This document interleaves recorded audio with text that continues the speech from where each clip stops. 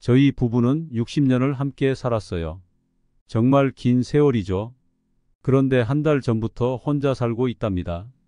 제 아내 장복순이가 알츠하이머 치매 진단을 받고 요양원에 들어갔거든요. 매일 아침 눈을 뜨면 여보, 일어나. 라고 부르곤 해요. 60년 동안 해온 습관이라 그런지 아직도 그래요. 하지만 대답은 없죠. 그럴 때마다 가슴이 먹먹해져요. 천천히 일어나 거실로 나가면 아내가 늘 앉던 자리가 보여요.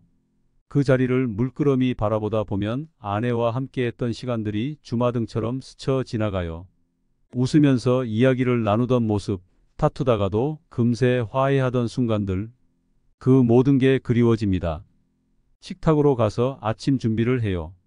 늘 2개씩 놓던 공기. 이제는 하나만 있으면 되는데 습관처럼 2개를 놓게 되더라고요. 1개를 치우면서 눈물이 나요. 여보, 밥 먹어야지. 라고 중얼거리다 문득 현실을 깨닫곤 해요. 아내가 없다는 걸 알면서도 자꾸 부르게 돼요. 그럴 때마다 표정이 굳어져요. 어제는 큰 아들이 전화해서 아버지, 요양원에 다녀오셨어요? 라고 물어보더라고요. 그래, 어제 다녀왔다. 라고 대답했죠. 아내를 보고 왔다고 하니까 마음이 좀 나아지는 것 같았어요. 요양원에 가면 아내가 날 알아볼 때도 있고 못 알아볼 때도 있어요. 알아볼 때는 정말 기뻐요. 하지만 못 알아볼 때는 가슴이 찢어질 것 같아요. 그래도 매일 가요. 아내 얼굴 보는 게 하루의 낙이니까요. 이렇게 혼자 지내는 게 쉽지는 않아요. 하지만 아내와 함께한 60년을 생각하면 힘이 나요. 우리가 함께 이겨냈던 수많은 어려움들, 이번에도 잘 이겨낼 수 있을 거예요. 복순이가 돌아올 그날을 기다리며 하루하루 열심히 살아갈 거예요. 아침밥을 혼자 먹으려니 정말 쓸쓸해요. 60년 동안 아내가 차려주던 밥상을 이제는 제가 차리고 치워야 한다니 참 이상한 일이에요. 어제는 김치찌개를 끓여볼까 하고 냄비에 물을 붓고 김치를 넣었어요. 그런데 어떻게 하는지 몰라 우왕좌왕하다가 결국 실패했죠. 된장찌개는 할 줄 안다고 생각했는데 그만 너무 짜게 만들고 말았어요. 한숨만 나오더라고요. 아이고, 여보, 당신이 해주는 찌개가 그리워. 이렇게 중얼거리며 벽에 걸린 사진을 바라봤어요. 우리 부부의 환갑잔치 때 찍은 사진이에요. 아내가 예쁜 한복을 입고 환하게 웃고 있죠. 그 모습을 보니 눈물이 나더라고요. 여보, 우리 환갑 때가 엊그제 같은데. 그날이 생생해요. 자식들이 잔치를 열어줬죠. 복순이는 분홍빛 한복을 입고 얼마나 아름다웠는지 몰라요. 환갑이 뭐야, 우리는 아직 청춘이라고 농담도 했었죠. 그때만 해도 이런 날이 올 줄은 꿈에도 몰랐어요. 식사를 마치고 설거지를 하면서 생각했어요. 아내가 평생 이런 일을 했구나. 내가 얼마나 아내에게 의지하고 살았는지 새삼 깨닫게 됐어요. 어제는 막내딸이 전화해서 아빠, 잘 지내세요? 라고 물어보더라고요. 그럼, 잘 지내지. 걱정하지 마. 라고 대답했죠. 하지만 속으로는 아니다. 네 엄마가 보고 싶어 죽겠다. 고 말하고 싶었어요. 요즘은 밤에 잠들기가 힘들어요. 옆자리가 텅 비어 있으니 마음이 허전해서요. 아내와 함께 잤던 60년. 그 시간이 얼마나 소중했는지 이제야 알겠어요. 그래도 포기하면 안 돼요. 아내가 돌아올 때까지 건강하게 지내야 해요. 오늘은 된장찌개에 도전해 볼 거예요. 이번엔 짜지 않게 만들 수 있겠죠? 아내가 돌아오면 맛있게 해줄 수 있도록 열심히 연습해야겠어요. 매일 밤 잠들기 전에 말해요. 여보, 보고 싶어. 어서 돌아와. 언젠가 아내가 이 말을 듣고 내 곁으로 돌아올 거라고 믿어요. 그때까지 열심히 살아갈 거예요. 어제는 큰아들 대현이가 찾아왔어요. 오랜만에 아들 얼굴을 보니 반가웠죠. 하지만 그 반가움도 잠시 대현이가 꺼낸 말에 어이가 없더라고요. 아버지, 어머니 요양원 비용도 만만치 않고 앞으로의 일을 대비해야 할 것 같아요. 순간 귀를 의심했어요. 내 아들이 벌써 재산 정리 얘기를 꺼내다니 가슴이 철렁 내려앉는 것 같았어요. 이 늙은이가 언제 죽을 줄 알고 벌써부터 재산 타령이냐? 화가 나서 소리를 질렀어요. 아직 정신이 멀쩡한데 왜 그런 얘기를 하는 건지. 대연이는 당황한 듯 물러서더라고요. 아버지, 그게 아니라 대연이가 뭐라고 말하려 했지만 난 듣고 싶지 않았어요. 내 아들이 나를 어떻게 생각하는지 알아버렸으니까요. 나가! 당장 나가! 문을 쾅 닫고 대연이를 내보냈어요. 혼자 남겨진 집 안에서 한동안 서 있었죠. 가슴이 너무 아팠어요. 그날 밤 잠을 이루지 못했어요. 아내가 옆에 있었다면 위로라도 받았을 텐데 혼자 이불을 뒤척이며 생각에 잠겼어요. 내가 뭘 잘못했나? 자식들 키우느라 평생을 바쳤는데 어릴 적 아들 모습이 떠올랐어요. 퇴근하면 달려와 안기던 일, 아프다고 할 때 회사에서 잠깐 빠져나와 병원에 갔던 일.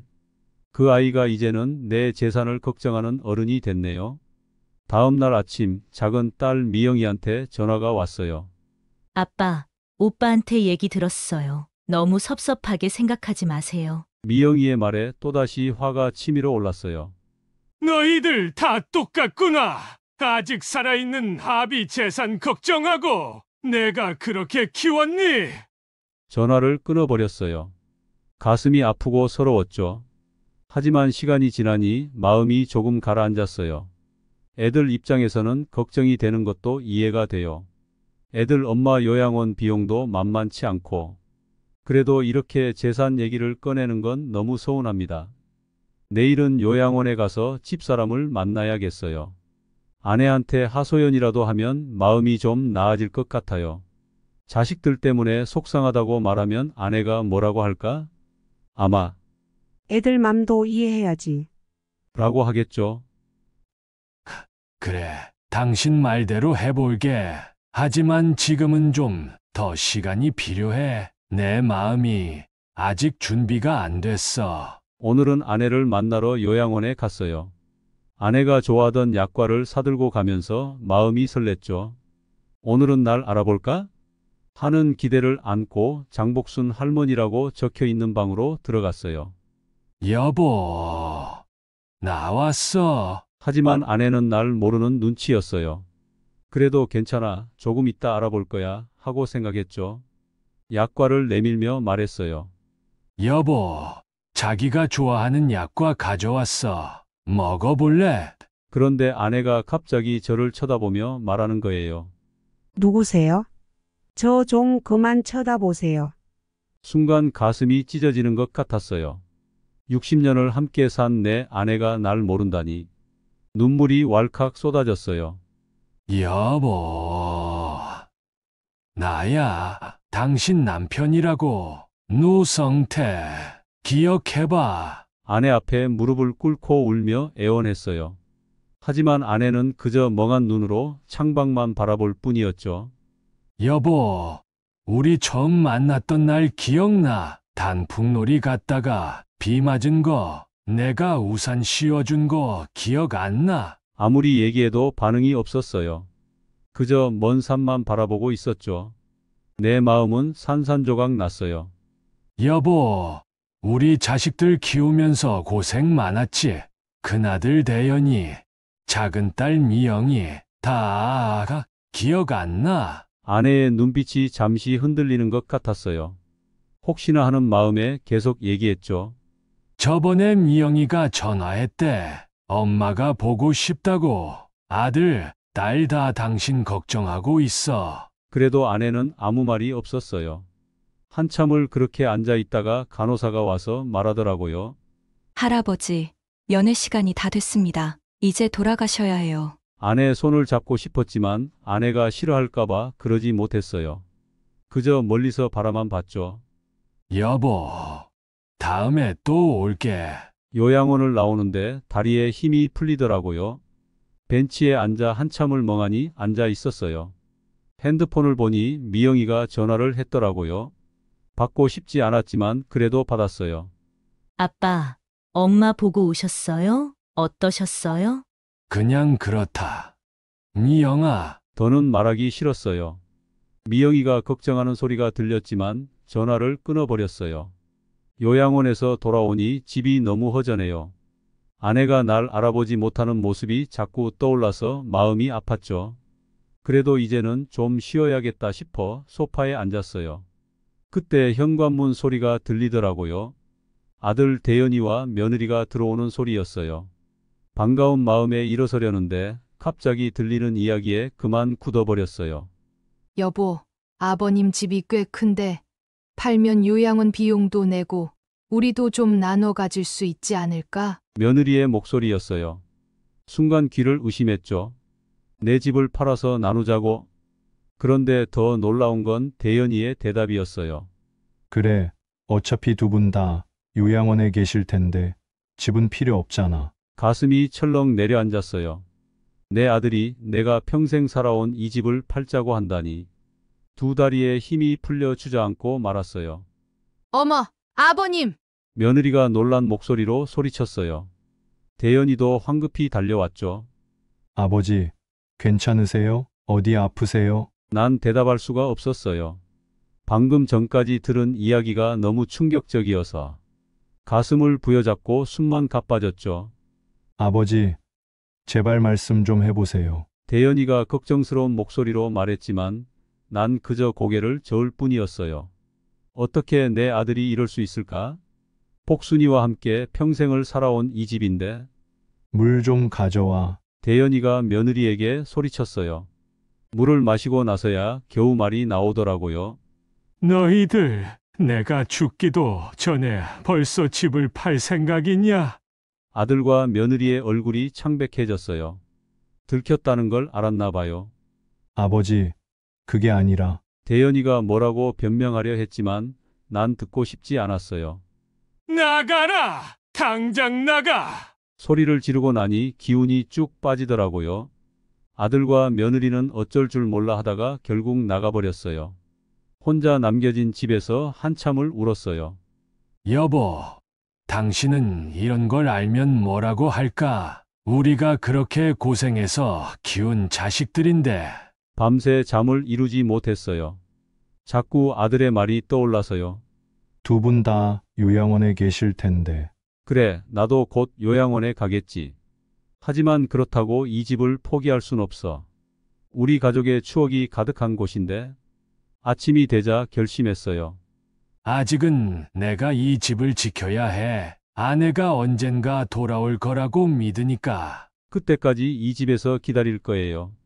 자식들이 뭐라고 하든 이건 내 인생의 마지막 싸움이에요. 밤새 뒤척이다 결심을 했어요. 더는 이렇게 살 수 없다고 생각했죠. 아침 일찍 일어나 변호사 사무실로 향했어요. 가는 길에 아내 생각이 났어요. 당신이라면 어떻게 했을까? 변호사를 만나 내 뜻을 전했어요. 내 전 재산을 치매 노인을 위한 재단에 기부하겠소. 단, 내 아내 장복순이 죽을 때까지는 요양원 비용으로 사용하도록 하시오. 변호사가 놀란 눈으로 나를 쳐다봤어요. 자식분들은요? 그 말에 쓴웃음이 나왔어요. 그놈들은 이미 충분히 받았소. 변호사가 잠시 머뭇거리더니 유언장 작성을 시작했어요. 펜을 쥐고 글씨를 쓰는데 내 인생이 주마등처럼 스쳐 지나가더라고요. 우리 아내와 결혼해서 맞은 첫 아침, 큰아들 대연이가 태어났을 때의 기쁨, 작은 딸 미영이의 첫 걸음마. 그 모든 순간들이 스쳐 지나갔어요. 자식들 키우느라 고생했던 날들, 아내와 함께 웃고 울었던 시간들. 다 작성됐습니다. 서명해 주세요. 변호사의 말에 정신이 들었어요. 유언장을 꼼꼼히 읽어보고 서명했죠. 가슴이 먹먹했어요. 이게 정말 맞는 걸까? 하는 생각도 들었지만 이미 결심한 일이에요. 집으로 돌아오는 길에 아내가 있는 요양원에 들렀어요. 오늘따라 아내의 얼굴이 더 맑아 보이더라고요. 여보, 나야. 오늘은 날 알아보겠어. 아내는 그저 멍하니 창밖만 바라봤어요. 하지만 괜찮아요. 나는 알아요. 저 눈빛 속에 우리의 추억이 남아있다는 걸. 당신, 내가 오늘 큰일을 했어. 우리가 평생 모은 재산을 좋은 곳에 쓰기로 했어. 아내의 손을 꼭 잡았어요. 반응은 없었지만 왠지 아내가 내 마음을 알아주는 것 같았어요. 걱정 마. 당신 요양원 비용은 계속 낼 거야. 그리고 남은 돈으로 당신 같은 사람들을 도울 거야. 눈물이 났어요. 아내가 알아들었을까요? 아내의 눈가에 살짝 눈물이 맺히는 것 같았어요. 여보, 우리 자식들 용서해줘야 할까? 이 말을 하는데 가슴이 아팠어요. 자식들에 대한 서운함, 그리고 미안함이 뒤섞여 올라왔죠. 하지만 이제 와 후회해도 소용없어요. 우리는 최선을 다했으니까요.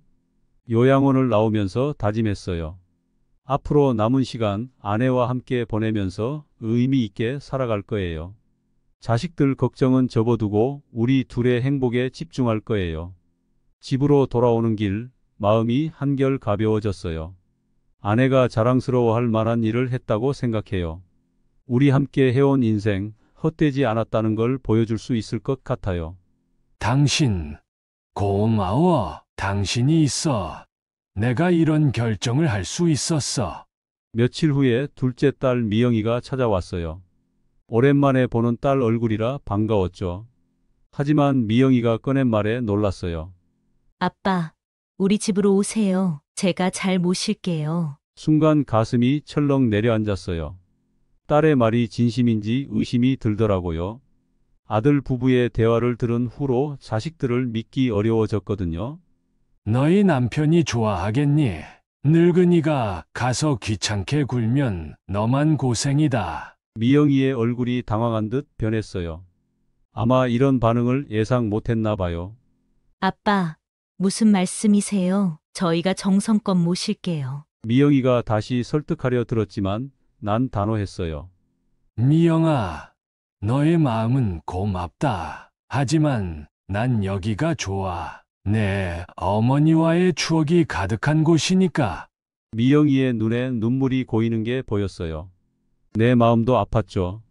하지만 이게 최선이라고 생각해요. 아빠, 제발요. 혼자 계시면 너무 걱정돼요. 미영이의 목소리가 떨리더라고요. 순간 흔들릴 뻔했어요. 하지만 대연이 부부의 대화가 떠올랐죠. 걱정 마라. 난 혼자여도 잘 지낼 수 있어. 내 어머니 요양원도 가까우니까. 미영이가 한숨을 쉬었어요. 아마 더 이상 설득할 수 없다는 걸 알았나 봐요. 그래도 자주 들를게요. 꼭 필요한 거 있으면 연락해 주세요. 미영이가 돌아간 후 집안이 더 적막해진 것 같았어요. 문득 아내 생각이 나더라고요.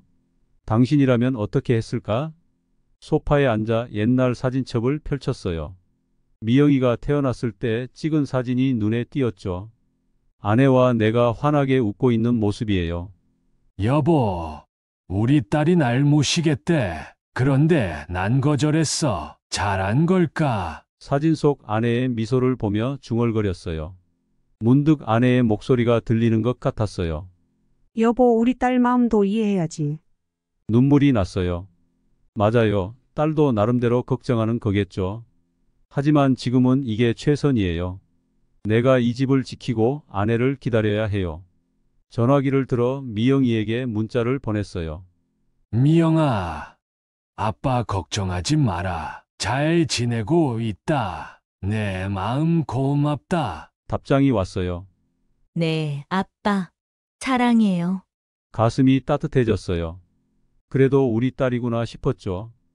여보, 우리 딸 잘 자랐지? 당신 덕분이야. 아내의 사진을 보며 중얼거렸어요. 이제 난 여기서 아내를 기다리며 우리의 추억을 지킬 거예요. 자식들은 자신들의 삶이 있으니까요. 오늘 밤에는 요양원에 가서 아내에게 이 이야기를 해줘야겠어요. 아내가 알아들을지는 모르겠지만 그래도 우리 둘의 시간이 될 거예요. 여보, 조금만 더 기다려. 우리 아직 할 일이 남았어. 추석이 다가오니 마음이 싱숭생숭해요. 옛날에는 이맘때쯤 아내랑 같이 차례 준비하느라 바빴는데 그 생각을 하니 가슴이 먹먹해지네요. 어제는 대연이한테서 전화가 왔어요.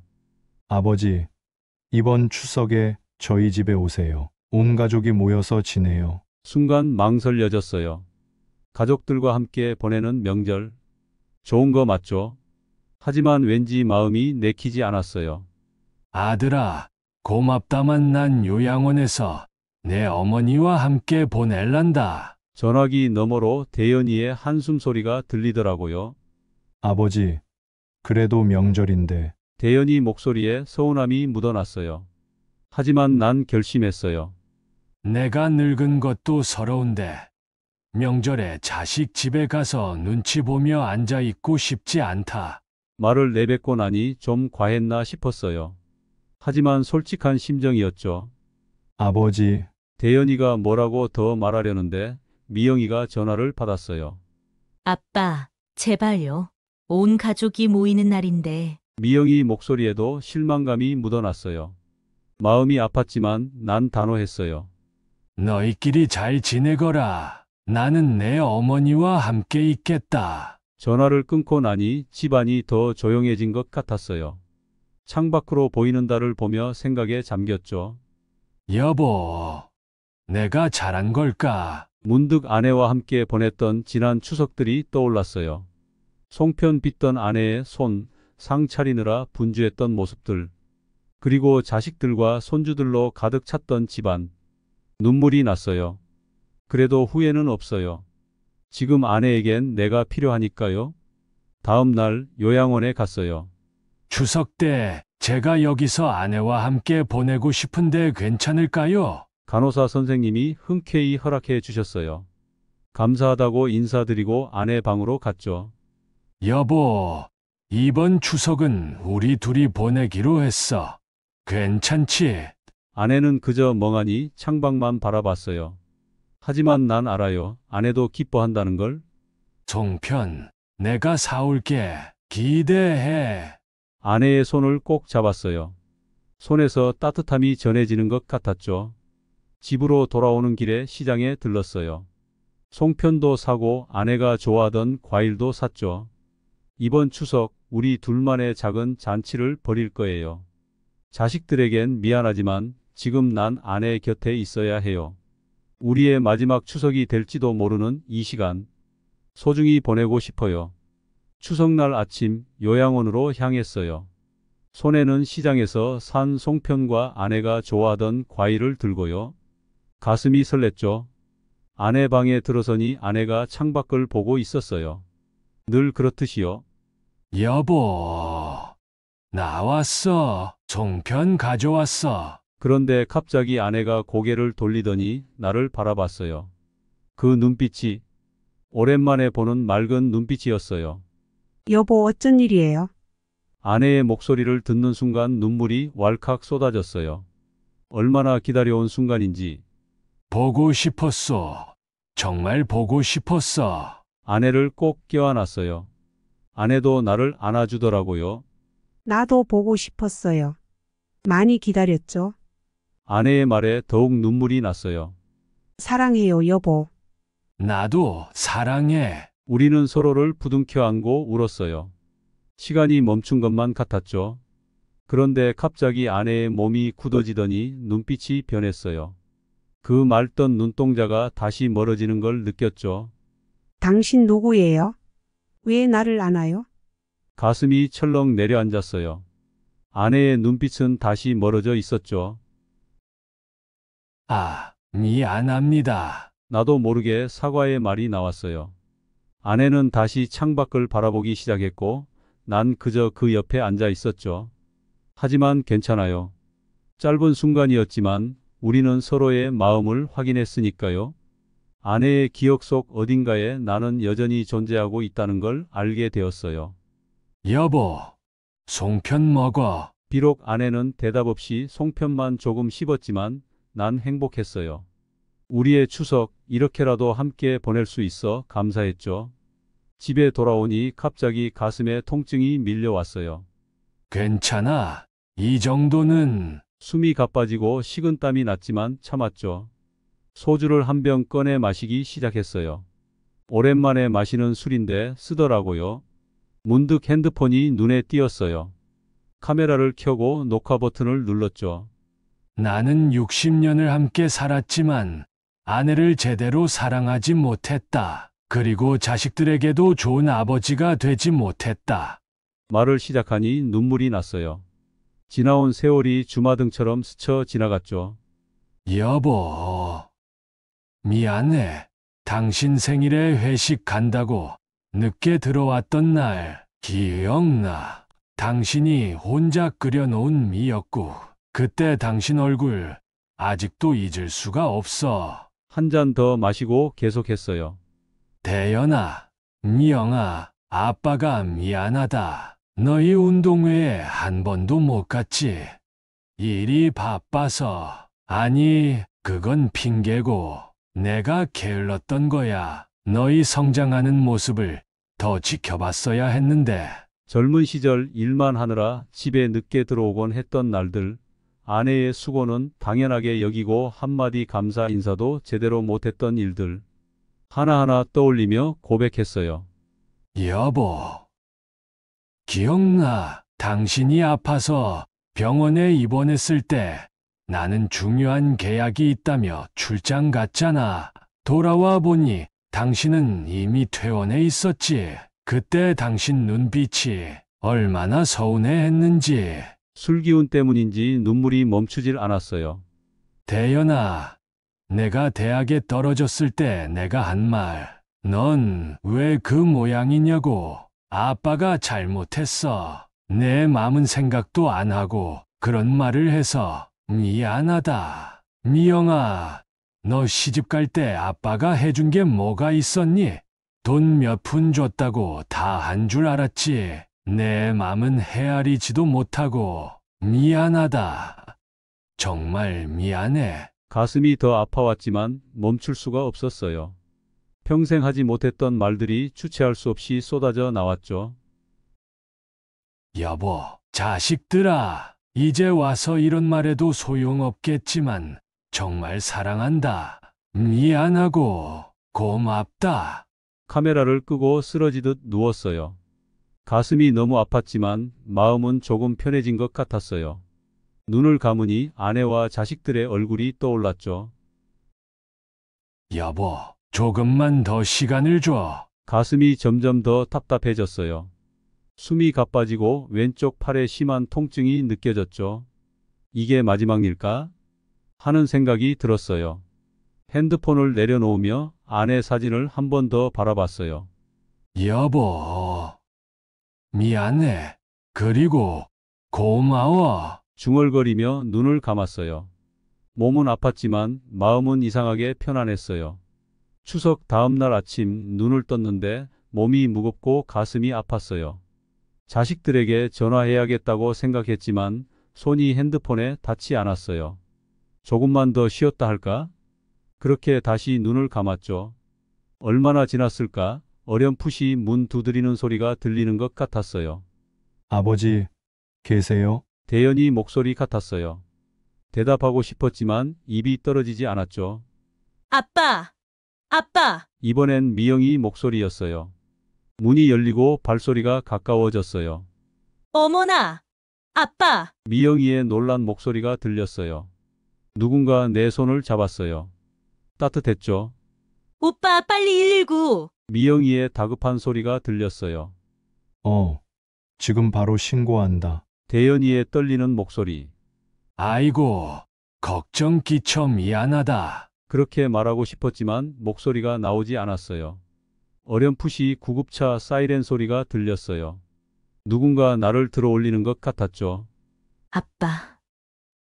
정신 차리세요. 제발요. 미영이가 울면서 내 손을 잡고 있었어요. 손을 꼭 잡아주고 싶었지만 힘이 들어가지 않았어요. 의사 선생님, 어떤가요? 대연이의 다급한 목소리가 들렸어요. 사망하셨습니다. 심근경색으로. 의사의 목소리가 흐릿하게 들렸어요.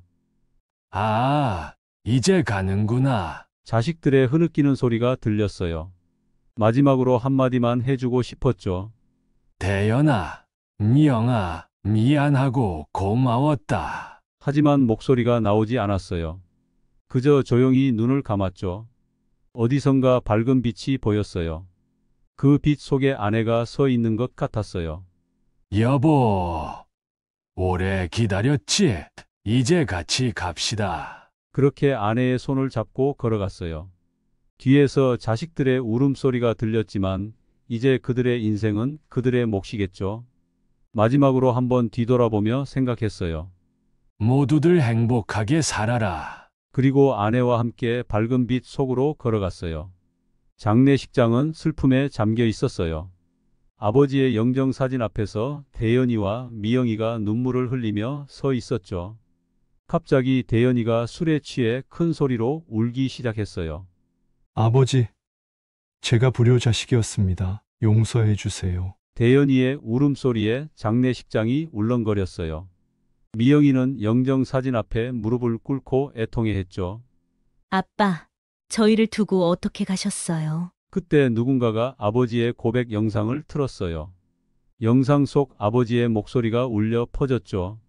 나는 60년을 함께 살았지만 아내를 제대로 사랑하지 못했다. 그리고 자식들에게도 좋은 아버지가 되지 못했다. 영상을 보며 모두가 숙연해졌어요. 아버지의 진심 어린 고백에 자식들은 더욱 서럽게 울었죠. 대연아, 미영아, 아빠가 미안하다. 너희 운동회에 한 번도 못 갔지. 일이 바빠서. 아니, 그건 핑계고 내가 게을렀던 거야. 대연이와 미영이는 서로를 부둥켜 안고 흐느꼈어요. 그동안 아버지의 마음을 몰랐던 것이 너무나 후회되었나 봐요. 영상이 끝나고 유언장 내용이 공개되었어요. 전 재산을 치매 노인을 위한 재단에 기부한다는 내용이었죠. 하객들은 놀라움을 금치 못했어요. 노성태 씨께서는 마지막까지 타인을 생각하셨군요. 정말 대단하신 분이셨어요. 사람들의 탄성이 이어졌어요. 대연이와 미영이는 아버지의 뜻을 이해하고 고개를 숙였죠. 아빠, 저희가 아빠 뜻 이어갈게요. 미영이가 흐느끼며 말했어요. 네. 아버지, 앞으로 우리도 아버지처럼 타인을 위해 살겠습니다. 대연이도 눈물을 닦으며 다짐했어요. 며칠 후 요양원의 창가에 앉아있는 복순 할머니의 모습이 보여요. 할머니는 멍한 눈으로 창밖을 바라보고 있어요. 단풍잎이 바람에 흩날리는 걸 보며 중얼거렸죠. 여보, 오늘은 왜 안 와? 할머니의 눈에서 눈물이 흘러내렸어요. 매일 오던 남편이 오지 않은 지 벌써 며칠째예요. 그때 간호사가 다가와 할머니의 어깨를 토닥였어요. 할머니, 오늘 점심 드실 시간이에요. 복순 할머니는 천천히 고개를 돌려 간호사를 봤어요. 그 순간 할머니의 눈이 맑아졌어요. 마치 안개가 거치듯 또렷해진 눈빛으로 말씀하셨죠. 우리 남편이 먼 곳으로 떠났어요. 그렇죠? 간호사는 말없이 고개를 끄덕였어요. 할머니의 맑아진 정신에 놀랐지만 슬픈 진실을 숨길 수는 없었죠. 그래요. 그랬던 것 같아요. 할머니가 중얼거리듯 말했어요. 그리고는 다시 창밖을 바라봤죠. 햇살 속에 단풍잎이 더욱 환하게 빛나고 있었어요. 저 단풍, 우리 할아버지가 참 좋아했어요. 할머니의 목소리가 떨렸어요. 간호사는 말없이 할머니 옆에 앉았어요. 자기랑 처음 만났을 때도 단풍이 물들었죠. 60년 전에. 그때 자기가 우산을 씌워줬어요. 비가 왔거든요. 할머니의 눈에서 눈물이 흘러내렸지만 입가에는 미소가 번졌어요. 우리 아저씨 참 불같은 사람이었어요. 화도 잘 내고 고집도 세고. 하지만 마음은 누구보다 따뜻했죠. 간호사는 조용히 할머니의 이야기를 들었어요. 우리 애들 잘 있나요? 그래요. 우리가 잘 키웠나 봐요. 간호사는 고개를 끄덕였어요. 네, 잘 지내고 계세요. 자주 오시고요. 할머니의 눈에서 다시 눈물이 흘렀어요. 하지만 이번에는 자랑스러움이 묻어있는 눈물이었죠. 고마워요. 이렇게 말동무가 되어줘서. 할머니가 간호사의 손을 잡았어요. 간호사는 할머니의 손을 꼭 잡아주었죠. 할머니, 점심 드시고 쉬세요. 제가 곁에 있을게요. 할머니는 고개를 끄덕이셨어요. 그리고 다시 창밖을 바라보셨죠. 자기 나도 곧 갈게요. 그때까지 기다려요. 할머니의 눈에 맑은 눈물이 고였어요. 단풍잎이 바람에 날리며 할머니의 창가로 날아들었죠. 마치 멀리 있는 누군가가 보낸 인사 같았어요. 그렇게 어느 가을날의 오후, 복순 할머니는 남편과의 추억을 되새기며 조용히 미소 지었습니다.